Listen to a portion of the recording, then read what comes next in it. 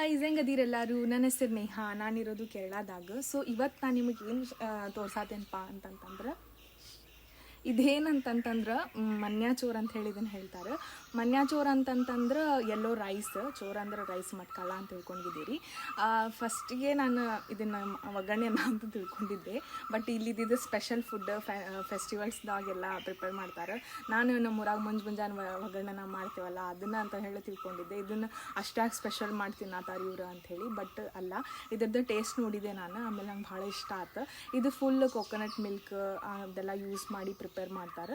Rice ಏನು ಅಂಥದ್ದು heavy rice ಏನಲ್ಲ, ನಾರ್ಮಲ್ ಯೂಸ್ ಮಾಡ್ತೇವಲ್ಲ, ಇಲ್ಲಿ ಜನ ನಾರ್ಮಲ್ ಯೂಸ್ ಮಾಡ್ತಾರಲ್ಲ ಅದ ರೈಸ್ ಐತಿ. ಇದ್ರದ್ದು ಬೆಸ್ಟ್ ಕಾಂಬಿನೇಷನ್ ಏನಪ್ಪ ಅಂತಂತಂದ್ರೆ, ಯಾವುದಾದ್ರೂ ಒಂದು ನಾನ್ ವೆಜ್ ಕರಿ ಮತ್ತು ಪಪ್ಪಡಮ್ಮ, ಹೋಮ್ ಮೇಡ್ ಪಿಕ್ಕಲ್.